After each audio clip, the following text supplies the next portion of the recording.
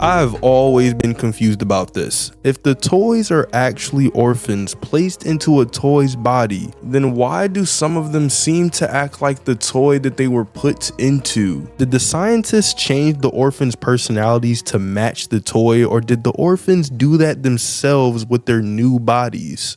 The best example is Mommy Longlegs, who was created to test out Playtime Co.'s new elastic plastic and was later used in the game station to lead around the children to the different games. But she was an orphan and definitely not a mom. So why does she act like a mom as if that's her entire personality? Did the toy body do something to her brain? Well, it seems like this is the case because in everything else that we see about Marie Payne, aka Mommy Longlegs, before she was turned into a toy, she was just a normal girl, experiencing normal problems in play care. We hear of an incident where she had an extremely violent nightmare after being put to sleep by the red smoke. And Claire Harper, one of the counselors in play care, said that it could have been because of some of the other children picking on Marie, which means that Marie was just a normal girl and she had a crazy experience due to the red smoke. But aside from that, there is nothing to show here about her acting like a mom. But after her transplant, it seems that things shifted and now she's a totally different person, as she always calls herself mommy, cares deeply about the children, and even tries to kill us. It was always so sad to see the kids go. They called me Mommy because I was the closest thing they ever had to one. But they come for games and never come back. They left Mommy to die alone.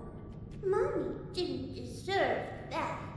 But Playtime Co. thought that her motherly instinct could be useful. She was hostile towards the Playtime Co. staff, so they leveraged this by assigning her to oversee the game station, hoping that it would enhance the children's behavior and test scores. So what caused this huge shift in her personality? Could it have been the result of the transplant? Could it have been a result of conditioning and more experimenting? Or was it a result of her being broken mentally? Well, in order to figure that out, we first need to figure out whether or not she was the only one to act like her toy. And it seems like Catnap portrays a lot of his toy as well. His new body is a giant cat, and he even acts like it, hunting down his prey, as in chapter 3, Ollie tells us this. And keep your eyes open for Catnap.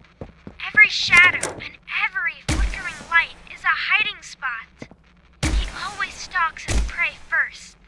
He'll take away anything you have to defend yourself. And when you're at your most vulnerable, he'll kill you.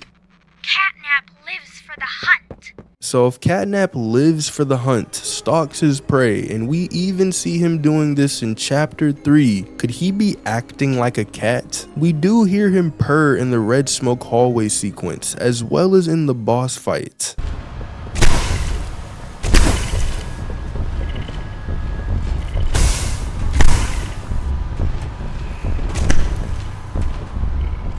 But in reality, it seems that Catnap isn't too much like a cat, but human. Before the Hour of Joy, the prototype managed to convince Theodore to do things for him, which eventually led to them trying to open a door that got Theodore electrocuted. However, instead of escaping the factory, the prototype stayed behind, brought Theodore to the Playtime Co. staff, and saved his life, which led to Theodore following him around like a lost puppy even after his transplant to Catnap. And we see this especially well in chapter 3, as Catnap literally worshipped the prototype like a god, built a shrine for him, and even gave up his very life to him in the end of chapter 3. And we see this with the other toys as well. For example, Dowie has a voice that matches his body, but his personalities are different. He displays childish behavior, anger, and even self-doubt from all 3 of the Dowie children, adding their parts of their personalities into him, meaning that he's mostly human, but his voice does sound like the toy. And we see this especially well with all of the toys that were in Safe Haven, as they act like normal people. My stomach. It hurts. Mine too. When's the last time you ate? I can't remember, honestly. Neither can I. It feels like forever. Which will kill us first, you think? The doctor or hunger? I prefer not to even think about it.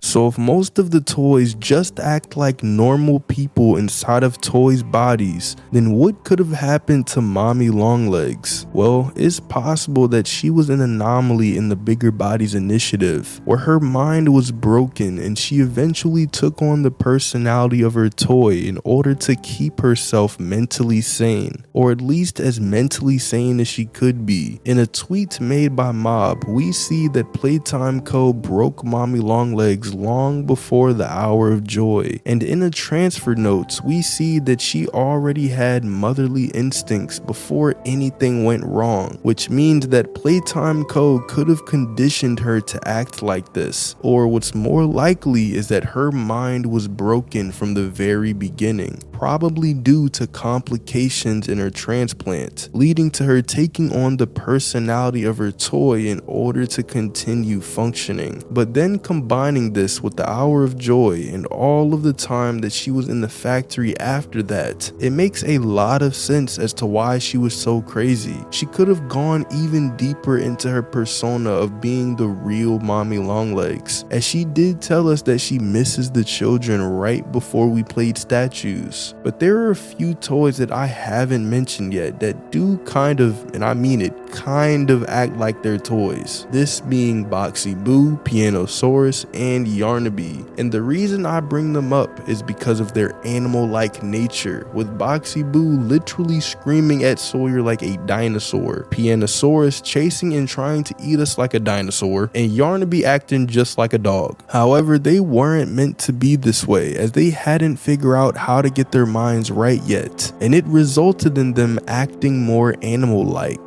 Pianosaurus and Yarnaby were deemed failures because of this very reason. So although Pianosaurus was a giant dinosaur and acted like one, he wasn't meant to be that way from the beginning. And the same thing goes with Yarnaby, as Harley Sawyer writes in the notes that he lost pretty much all of his intelligence, making Yarnaby a failure. However, because he kind of acted like a loyal pet would, Harley Sawyer used this to his advantage, and even sends Yarnaby to kill us in chapter 4. Oh, Yarnaby.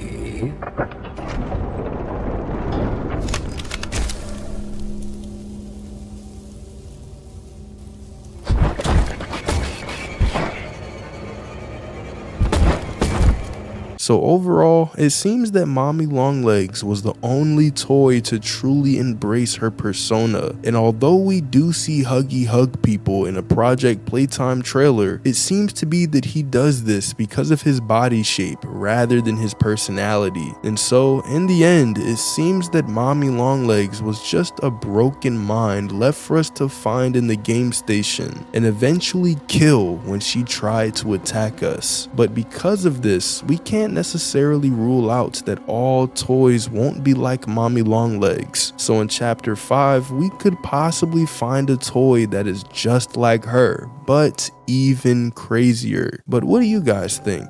Let me know down in the comments. Thanks for watching, subscribe, and click on this video right here.